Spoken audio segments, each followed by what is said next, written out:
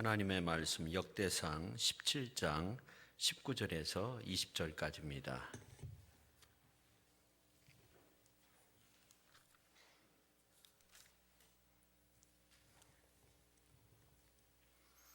여호와여, 주께서 주의 종을 위하여 주의 뜻대로 이 모든 큰 일을 행하사 이 모든 큰 일을 알게 하셨나이다. 여호와여, 우리 귀로 들은 대로는 주와 같은 이가 없고 주 위에는 하나님이 없나이다. 아멘. 기도하겠습니다. 하나님 아버지, 부족하고 연약한 저희들을 부르시고 또 이 땅에 주의 영광을 드러내면서 살게 하여 주시니 감사드립니다.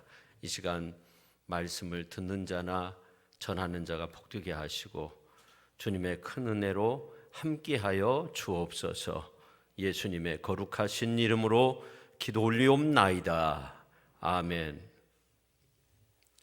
인간이 너무나 개발 성장을 내세우다 보니까 창조 세계를 지키지 못하고 그 결과 신종 코로나가 전 세계적으로 창궐하여서 제대로 숨 쉴 수 없는 그러한 상황에 이르렀습니다.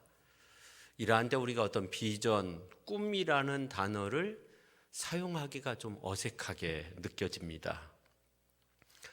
지난번 TV를 보니까 유럽 난민촌에 큰 불이 났어요. 그래서 아이들이 갈 데가 없는 그런 가운데 한국의 어떤 홍보대사가 어린아이를 안고 한마디 말을 묻게 됩니다. 꿈이 뭐냐? 근데 이 아이가 그냥 막 우는 거예요. 그러니까 어떤 꿈을 가질 수 없는 상황이었던 거죠. 울다가 하는 말이 뭐냐면 학교에 가고 싶어요. 그런 말을 하더군요. 요즘은 코로나 시대가 되어서 그런지 꿈을 잃어버린 시대 속으로 자꾸만 더 빠져 들어가는 그런 느낌을 받게 됩니다. 저는 이런 시대가 빨리 지나갔으면 좋겠다 그런 생각을 하면서 그래도 우리가 이 어려운 시대 속에서 꿈을 가져야 된다고, 비전을 가져야 된다고 그렇게 생각합니다. 오늘 정말 거룩한 꿈을 우리가 꾸어서 세상을 주님 보시기에 아름답게 바꿔가는 그런 놀라운 역사가 우리의 삶 속에서 나타나면 얼마나 좋겠는가 그런 생각을 하게 됩니다. 우리가 어떻게 하면 거룩한 비전을 세워나갈 수 있을까 생각해 보면 첫째, 내 욕심, 욕망에 사로잡힌 꿈에서 깨어나야 된다는 거예요. 미국의 한 지역 신문 칼럼에 비참하게 되는 방법이라는 그런 재미있는 제목의 칼럼이 실렸는데 그 내용은 이렇습니다. 언제나 당신 자신만을 생각하십시오. 어떤 사람을 만나든지 신경 쓰지 말고 자신의 이야기만 하십시오. 모든 것이 나에게 초점을 맞추고 되도록 자주 나라는 말을 사용하십시오. 상대방의 의견을 들어도 당신의 이야기를 멈추지 마십시오. 다른 사람의 이야기가 어렵다면 그때부터 의심을 하십시오. 잘못한 사람에게는 욕을 하고 나보다 잘난 사람이 있다면 시기하고 질투하십시오. 누가 무슨 말을 해도 절대로 듣지 마십시오. 나에게 도움이 되는 것은 나만 알고 있어야 됩니다. 모든 일에 당신의 의견이 받아들여지도록 하고 당신이 남에게 친절을 베풀었다면 당연히 나에게 보상이 있어야 된다고 그렇게 생각하십시오. 하기 싫은 일은 하지 말고 남에게 도움되는 일은 더욱더 하지 마십시오. 그러면 당신은 비참하게 됩니다. 그런 그 칼럼이 실렸는데 독자들이 큰 충격에 빠졌어요. 그것을 읽고. 왜냐하면 그 이야기는 다른 사람의 이야기가 아니라 자신의 이야기였다는 거죠. 누구나 자신만을 위해서 산다는 겁니다. 요즘 미국 대선이 치러지고 있는데 지난번 TV 토론을 보면서 어떻게 저런 모습을 미국 국민들이 보고 뭘 배울까 그런 생각을 했어요. 미국뿐만 아니라 우리가 사는 지역에서도 치루어진 그 선거 그 모습을 보면 안타깝다는 그런 생각을 하게 됩니다. 그런 식의 모습들이 다른 사람에게 얼마나 큰 상처를 주는지 우리가 한번 생각해 봐야 됩니다. 성도 여러분, 이기적으로 사는 것이 자신을 위한 삶이라고 생각하는 경우가 많이 있어요. 하지만 그것은 어떻게 보면 비참해지는 방법 중에 하나입니다. 왜냐하면 우리 인간은 사회적인 동물이기 때문에 그렇죠. 우리는 다른 사람을 섬김으로써 행복해질 수 있어야 됩니다. 그래서 살만하는 사회, 살만하는 세상을 만들어 가야 하는 거죠. 나 자신만을 위한 삶으로는 결코 다른 사람이 행복할 수 없어요. 행복한 나라도, 사회도, 교회 공동체도, 가정도, 행복한 개인의 모습도 이룰 수 없습니다. 다 깨지게 되는 거죠. 우리는 어떻게 보면 이 나 자신의 욕심, 욕망의 꿈에서 깨어져야 된다는 거죠. 그리고 하나님께서 기뻐하시는 거룩한 비전을 품을 수 있어야 됩니다. 저는 우리가 이 교회에 나와서 아니면 이제 가정에서 이렇게 예배를 드릴 때 얻게 되는 여러 가지 은혜가 있는데 그 중에 하나가 하나님 안에서 거룩한 비전을 품는 은혜라고 생각합니다. 질병, 환경, 인생의 수고하고 무거운 짐, 낙심되어 있는 우리의 인생이 치유함을 얻고 새 힘을 얻고 새 능력을 얻는 것도 중요하죠. 예배를 통해서 이러한 은혜를 경험하는 것도 중요합니다. 그런데 또 한 가지 우리가 놓치지 말아야 할 것은 우리가 예배를 통해서 거룩한 비전을 품을 수 있어야 됩니다. 오늘 이제 본문 말씀 바로 전에 보면 다윗이 13년 동안 광야에서 지내면서 피신 생활을 하다가 이제 통일 왕국 이스라엘의 왕으로서 예루살렘 백향목 왕궁에 거주할 때 가만히 생각해 보니까 자신이 받은 그 은혜가 너무나도 큰 거예요. 그래가지고 인간으로서 최초로 하나님을 걱정하게 돼요.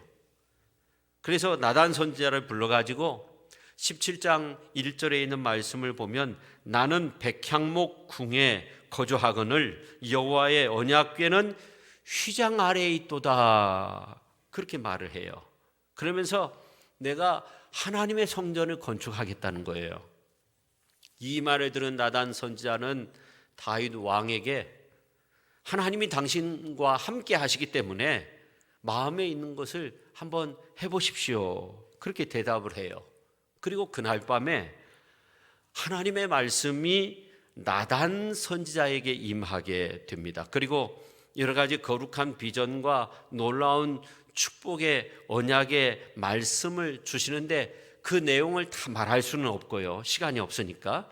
오늘 이제 본문 말씀은 다윗이 나단 선지자를 통해서 하나님의 놀라운 언약의 비전의 그러한 말씀들을 다 듣고 하나님 앞에서 감사의 기도를 드리게 되죠.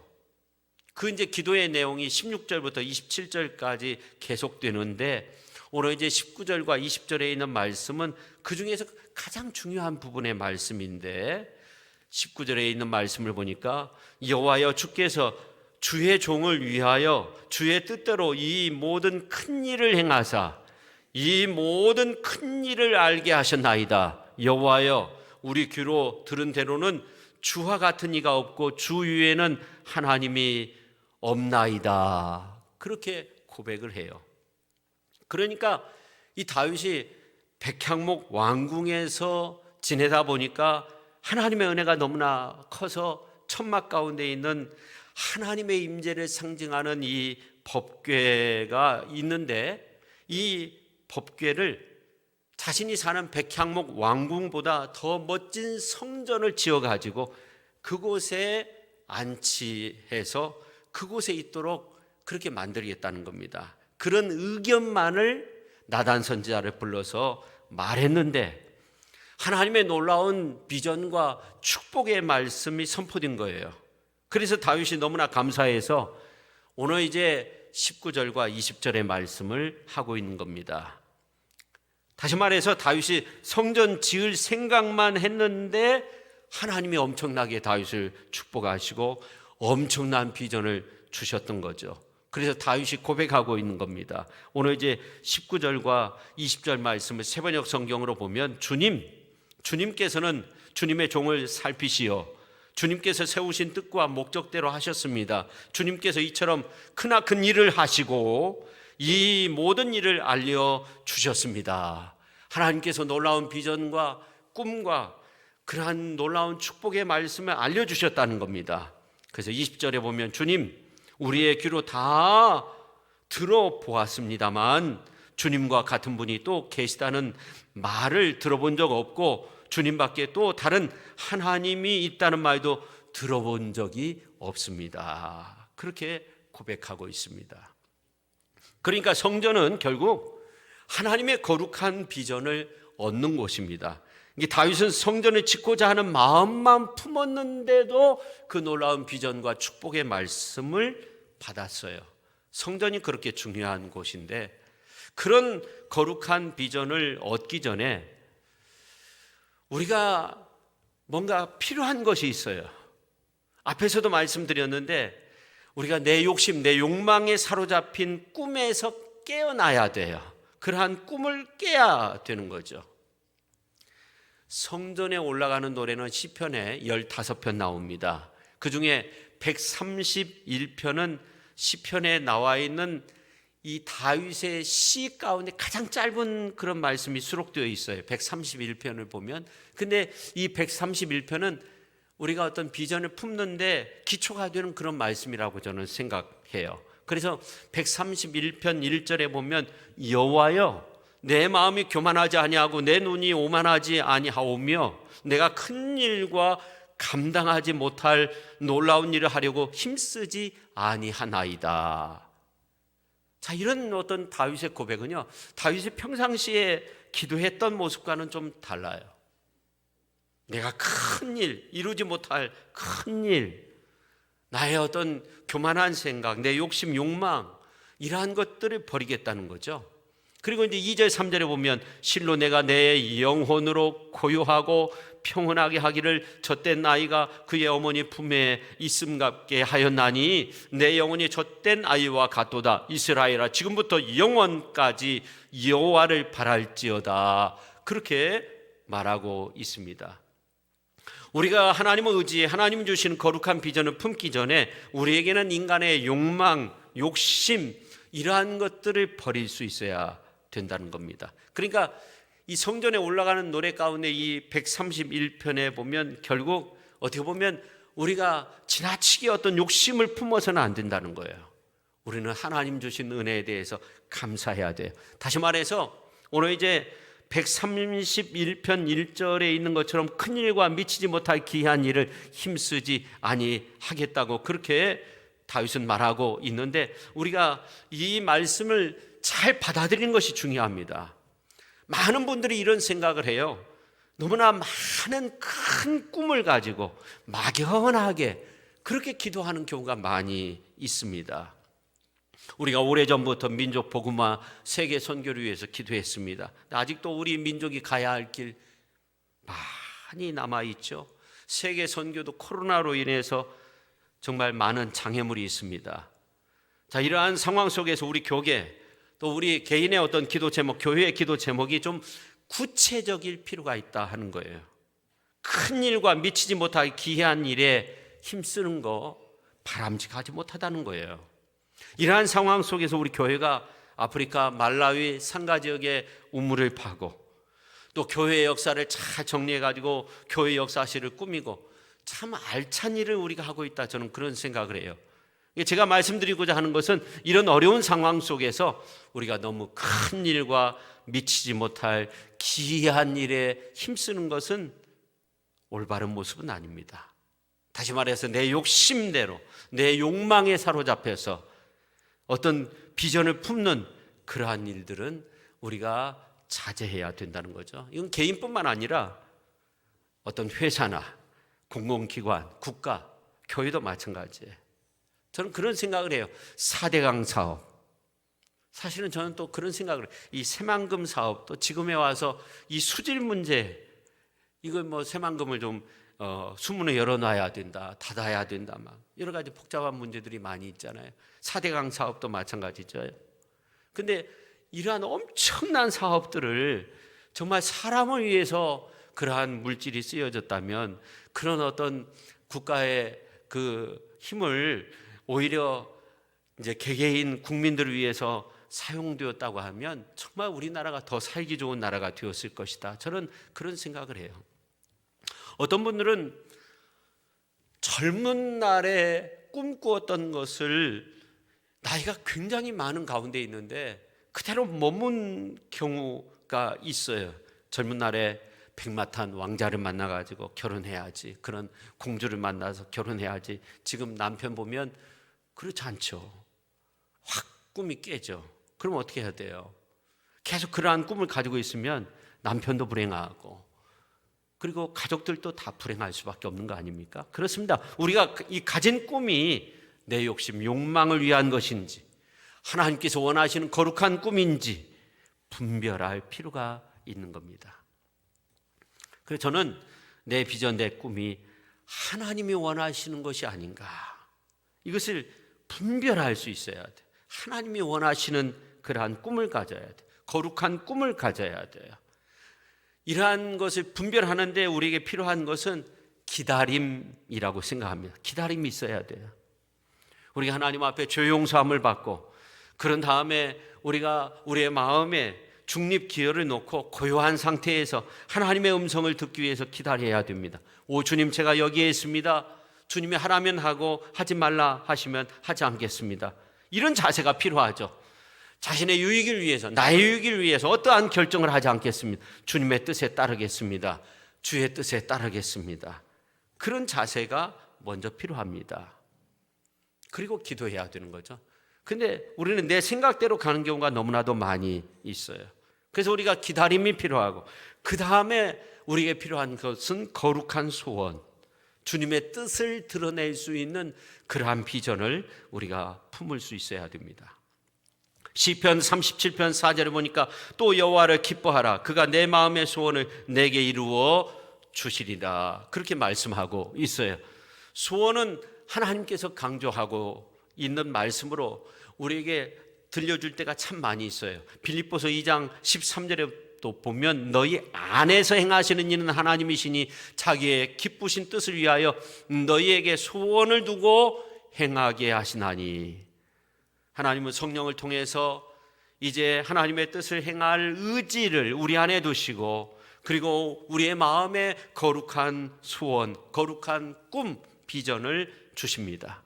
그래서 우리가 우리 자신을 내려놓고 하나님의 거룩한 뜻을 붙들고 그것을 이루기 위해서 우리가 힘써야 될 줄로 믿습니다.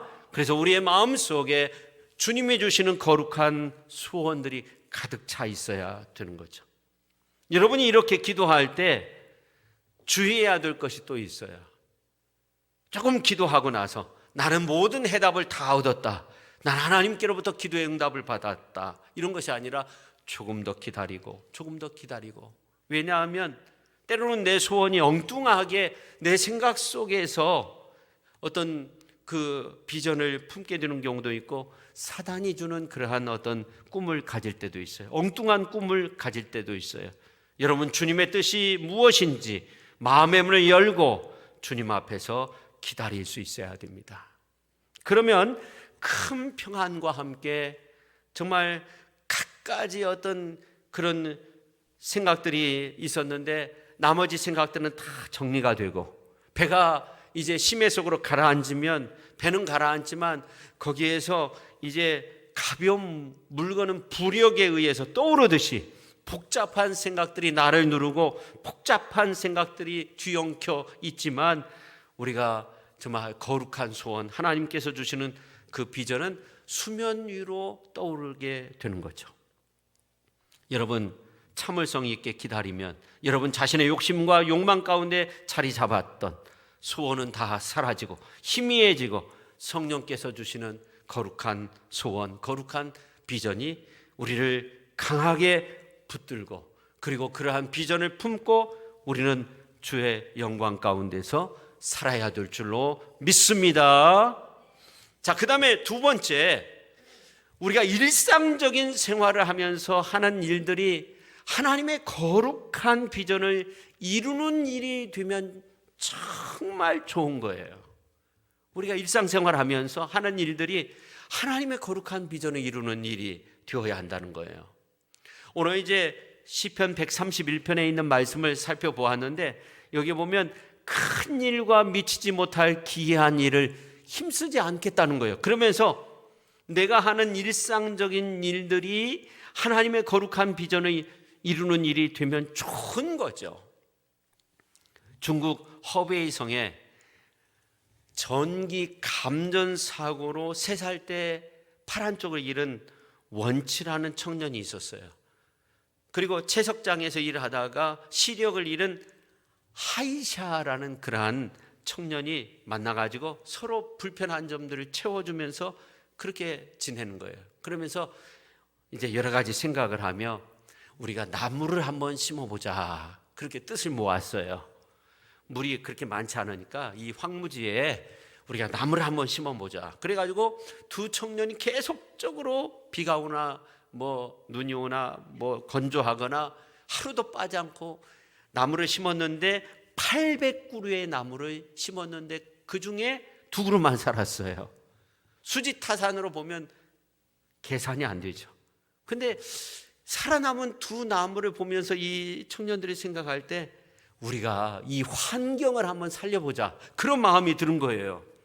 그래서 서로의 손과 발과 눈이 돼가지고 15년 동안 매일같이 나무를 심었다고 해요. 그래서 지금은 허베이성에 가면은 예리촌이라는 아주 멋진 울창한 그러한 숲이 생겨났다는 거예요. 황무지와 같은 땅에 숲이 생겨난 거예요. 그러다 보니까 살기 좋은 곳이 된 거예요. 뭔가 소득을 얻기 위해서 심던 나무가 자연을 위한 어떤 좋은 비전이 된 것처럼, 남들과 똑같이 하는 일인데 주님을 믿는 우리에게, 성령의 도우심을 받는 우리에게, 주의 은혜 속에서 사는 우리에게 그것이 큰 비전이 되면, 하나님께서 원하시는 큰 비전이 되면 얼마나 좋겠습니까? 지금 여러분의 삶의 자리에서 하나님이 주시는 그러한 비전을 찾을 수 있어야 됩니다.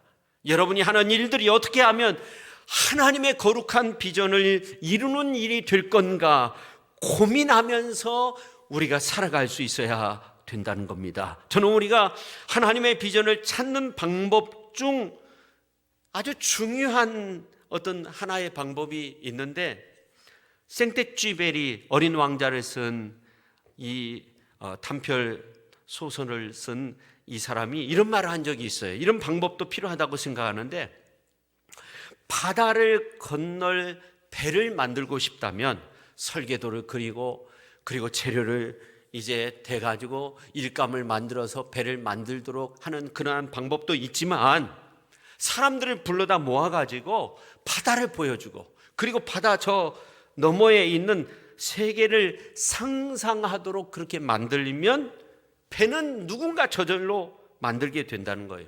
아주 좋은 방법이라고 생각해요. 이 거룩한 비전은 누군가 나에게 주입식으로 그 속에 넣는 것보다 뭔가를 직접 바라보고 함께 느낌으로써 생겨나게 하는 경우가 더 많다는 거예요. 그래서 과거에 선교사로서 꿈을 가지고 이제 선교회 활동을 했던 사람들의 이야기를 들어보면 단기 선교에 참여해가지고 어떤 그 좋은 비전을 품게 된 사람들도 있고, 또 자원봉사에 참여해가지고 또 좋은 비전을 품고 이제 시간 날 때마다 다른 사람을 도와주는 경우도 있고, 또 교환 학생으로 참여해가지고 또 열심히 공부해서 훌륭한 그런 사람이 되는 경우도 많이 있었어요. 이렇게 하나님이 나에게 주신 비전이 추상적이지 않고 교회에서나 일터에서나 가정에서나 학교에서나 선교지에서나 서로 경험하고 공유하고 그것을 이루기 위해 함께 노력하면서 또 거룩한 비전이 하나둘 계속적으로 이루어지는 이러한 모습들을 보게 된다면 이보다 더 아름다운 모습은 없을 겁니다. 할렐루야. 비전에 정통한 사람들의 이야기를 들어보면 이렇게 앞에서 말씀드린 대로 기다림도 있어야 되고 거룩한 소원을 가져야 되고, 그리고 또 한 가지 성경에 따른 어떤 검증이 필요하다고 해요. 그러니까 자신의 마음속에 임한 소원이 하나님의 말씀과 부합한 것인가 하는 것을 살펴봐야 된다는 거예요. 어떤 사람이 상담을 하러 왔는데 삶의 내용을 보니까 성경의 말씀과 전혀 반대 길로 간다고 하면 그 길을 멈추도록 해야, 그렇게 상담해 줘야 하는 거죠. 만약 우리가 하나님의 말씀에 근거해서 기도도 하지 않고 이제 사단의 우리의 마음의 생각들을 다 빼앗기고 이제 성령께서 주시는 소원을 다 저버리고 산다고 하면 이건 잘못된 거죠. 하나님의 말씀에 비춰봐야 된다는 겁니다. 하나님의 말씀에 비춰봐서 내 삶의 자리를 굳어봐야 된다는 겁니다. 하나님의 말씀에 비춰봐서 어떤 그 이웃과의 관계의 모습을 생각해 봐야 된다는 겁니다. 물질과의 관계 속에서 내가 지금 과연 어떻게 살고 있는가, 하나님의 말씀에 비춰봐서 내 삶을 바꿔나가야 된다는 겁니다. 내가 올바른 비전을 세울 때 꼭 주의해야 할 것은 기다려야 되고 거룩한 비전이 되기 위해 힘써야 되고 또 하나님의 말씀에 비춰봐야 되고, 그리고 더 나아가서 환경을 통해서 우리에게 들려주는 사인을 구할 수 있어야 됩니다. 엘리야가 갈멜산에서 기도할 때 이제 우상을 섬기는 850명의 사람들을 다 처단하고 이제 비 오기를 위해 하나님 앞에 간절히 기도하죠. 그가 비가 오지 않기를 위해서 기도했을 때 3년 6개월 동안 비가 오지 않았고, 또 이제 비 오기를 위해서 하나님 앞에 간절히 기도할 때 또 비가 오잖아요. 근데 기도할 때 얼마나 간절히 기도했냐면 무릎을 꿇고 그 무릎 사이에 자기의 얼굴을 땅에 대고 무릎 사이에 해서 땅에 대고 간절히 기도했는데 7번이나 간절히 기도했어요. 하나님 주시는 징표를 받았어요. 저 지중해 쪽에서 구름이 밀려오는 그러한 모습을 보았어요. 그런데 계속적으로 또 기도해요. 징조를 보았지만 비가 내릴 때까지 기도했어요. 환경을 통해서 나타나는, 여러 가지 상황을 통해서 나타나는 그러한 모습들을 보았지만 그것이 이루어질 때까지 기도하고 또 기도했어요. 다시 말해서 우리가 거룩한 비전을 세우기 위해서 기도해야 되고 거룩한 비전이 되기 위해서 힘써야 되고 하나님의 말씀에 비춰봐야 되고 더 나아가서 환경을 통한 어떤 그러한 모습도 바라볼 수 있어야 되고, 그리고 마지막으로 우리에게 필요한 것은 마음이 평안해야 된다는 겁니다. 여러분 시편 131편 2절 3절에 있는 말씀을 보면, 특별히 2절 말씀을 보면 실로 내가 내 영혼으로 고요하고 평온하게 하기를 젖된 아이가 그의 어머니 품에 있음같게 하였나니 내 영혼이 젖된 아이와 같도다, 그렇게 말하고 있어요. 내 영혼으로 고요하고 평온하게 하기를 젖된 아이가 그의 어머니 품에 있는 것과 같다는 거예요. 여러분, 그래서 우리가 결국 하나님이 주시는 그러한 비전, 하나님 앞에 기도하면서 기다리고, 그리고 이제 하나님의 말씀에 비춰보고, 그리고 여러 가지 환경을 통해서 이 비전이 정말 하나님께서 원하시는 건가, 이러한 것들을 생각해보고, 그리고 마음에 평안함이 주어진다면 이건 하나님이 주시는 거룩한 비전으로서 우리가 생각해야 되는 거죠. 우리가 힘써야 되는 거죠. 그것을 얻기 위해서 적신호가 켜지면 멈춰야 되지만 청신호가 켜지면 어떻게 해야 돼요?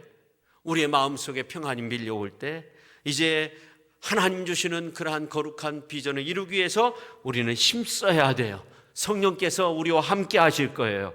성령께서 우리의 삶을 이끌어 주실 거예요. 하나님의 능력 아래는 역전의 은혜가 있는 줄로 믿으시기를 바랍니다. 상황이 어렵고 힘들고 복잡하고 꼬인 것 많이 있지만 하나님께서 역사해 주시면 우리는 반드시 축복의 길로 인도함을 받게 되는 줄로 믿습니다. 할렐루야. 그래서 사람마다 다를 수 있겠지만 이러한 5가지 단계를 거쳐서 기다려야 되고 거룩한 비전이 되게 하도록 힘써야 되고 하나님의 말씀에 비춰봐야 되고, 그리고 환경에 이제 형편도 생각해 봐야 되고, 그리고 마음의 평안함이 주어졌을 때 대부분 성령께서 주시는 그러한 비전으로서 우리가 그러한 비전을 가질 때 우리의 믿음은 그냥 우리의 믿음으로 그쳐지지 않고 하나님께서 역사하시는 그러한 놀라운 비전과 꿈과 그리고 그러한 믿음 안에서 이제 놀라운 역사를 이루게 되는 줄로 믿습니다. 그래서 우리가 하나님의 믿음을 가지고 하나님의 놀라운 일들을 감당할 수 있어야 됩니다. 우리는 하나님의 믿음을 가지고 구원의 역사를 일으킬 수 있어야 됩니다. 하나님의 믿음을 가지고 하나님의 비전을 이루고 하나님의 믿음을 가지고 하나님의 큰 역사를 이루어갈 수 있어야 됩니다. 히브리서 12장 2절에 보면 예수님을 믿음의 주라고 했습니다. 주 예수님을 믿음의 주인 되시는 분으로 믿고 그렇게 주님을 의지하며 살아가시는 우리 귀한 성도님들 다 되실 수 있기를 예수님의 이름으로 축원합니다. 그래서 하나님의 위대한 역사들을 이루어가고 우리의 삶 속에 정말 하나님의 뜻을 이루어가고 적은 것이지만 그 속에서 하나님의 뜻을 발견하고 하나님의 사랑을 발견하고 하나님의 은혜를 발견하고 하나님의 은총 가운데 아름답게 살아가는 저와 여러분 모두가 될 수 있기를 예수님의 이름으로 간절히 축원합니다. 그래서 여러분의 가정에도 여러분의 사업장에도 여러분의 인생길에도 여러분의 직장의 삶에도 여러분의 앞길에도 하나님의 놀라운 은혜가 함께하는 하나님이 주시는 거룩한 비전을 품고 능력 있게 힘있게 살아가는 귀한 성도님들이 다 되실 수 있기를 예수님의 이름으로 축원합니다. 기도하겠습니다. 하나님 아버지 감사드립니다. 오늘 우리의 삶을 되돌아볼 때 무너지고 쓰러진 삶의 모습들이 많이 있습니다. 그 가운데 우리가 있지만 다시금 하나님의 거룩한 비전을 세우길 원합니다. 아버지 하나님의 이 어려운 때 정말 하나님 앞에 기도하면서 기다리게 하시고 또 우리가 가지고 있는 꿈과 비전이 거룩한 비전이 되고 하나님의 말씀에 정말 비춰봐서 올바른 그러한 비전을 품고 또 환경의 사인도 우리가 생각하고 또 마음의 평안함을 누리는 가운데 하나님의 큰 비전을 이루어가는 그러한 위대한 하나님의 사람들이 다 되게 하여 주옵소서. 예수님의 거룩하신 이름으로 기도 올리옵나이다. 아멘.